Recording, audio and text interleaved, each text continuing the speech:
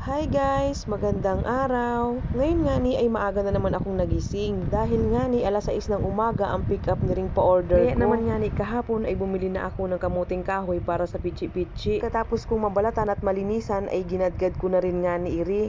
Medyo makatas nga ni iring nabili kong kamuting kahoy. Uy, sana all makatas, char! Kaya ang ginawa ko muna ay nilagay ko muna sa strainer para masala yung katas.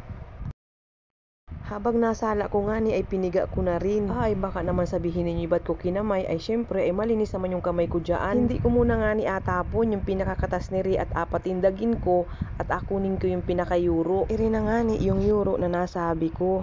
Pampaligat din nga ni yan sa pichi-pichi. Uy, sana all maligat. Pagkatapos nga ni ay hinalo-halo ko laang ng ganiri. Pagkatapos kong pigain ay naglagay na ako dyan ng tubig. Kung napanood mo nga ni iring video na ari, aba ay pa-like at pa-follow naman dyan. Pagkatapos nga ni ay blender ko naman ere. Mas masarap nga ni yung ina-blender nito dahil malambot, kahit wala kang ngipin ay mangangata mo. Pwede rin namang lunukin kung walang ngipin ay malambot naman ay. Uy, wag baya ganon. Pagkatapos ko nga ning ma-blender ay naglagay ako ng asukal.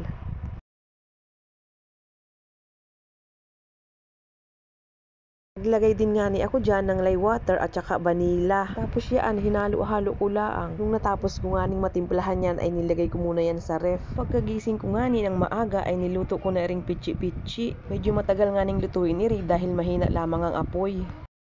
Pagkaluto nga ni ay apalamigin ko muna iri bago ko alagay sa bilao. Natapos ko na rin nga ning gilingin iring putong bigas. Nilagay ko na rin nga ni yung asukal at hinalo-halo ko. Nung natunaw na nga ni yung asukal ay naglagay ako ng baking powder at vanilla. Hinalo-halo ko lang nga ni yan hanggang ma-dissolve yung baking powder.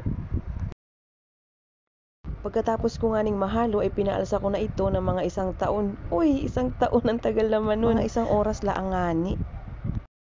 Umalsa na nga ni yung putong bigas kaya alutuin ko na rin. Ako baya naman ay nagataka bakit ganiri ang kulay nung pagka-video ko dini. Parang malabo na madilaw. Ako ay hayain na laang. Nung naluto na nga ni yung puto ay sinalansan ko na rin sa bilao. Pati na rin nga ni yung pichi-pichi.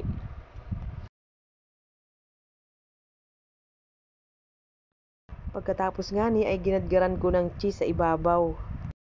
At iri na nga ni ang finished product ng puto pichi mix sa bilao. Bali 2 ganyan nga ni ang order sa akin.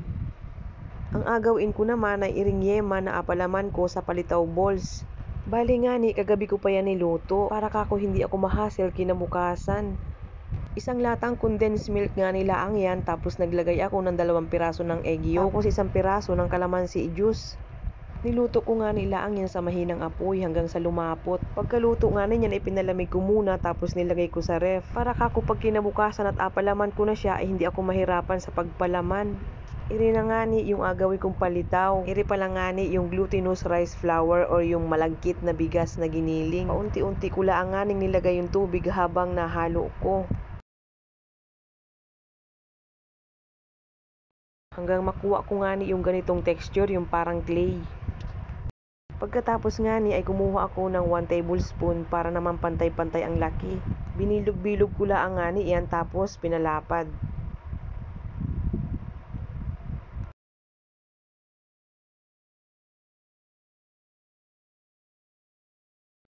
Tapos naglagay na nga ni ako ng palaman sa loob.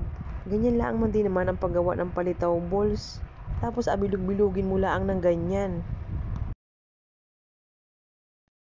Pag ganito na nga ni na lumitaw na yung mga palitaw, lubog lilitaw ang buwan at araw. Charot. Tinula. Hay, nakakaantok ba naman mag voice over. Pagkaahon ko nga ni ay nilagay ko lang yan sa tubig na galing sa gripo. Yan man din naman ang technique para hindi agad mapanis ang palitaw. Pagkatapos nga ni ay sinawsaw ko na din ni sa kinayod na nyo. At sinalansan ko na rin din ni sa bilao. At iri na nga ni ang finished product ng Yema palitaw balls. Ang laman nga ni nung cup sa gitna ay sesame seeds at asukal. Hindi ko na nga ni siya binudbud sa mga palitaw at baka magtubig.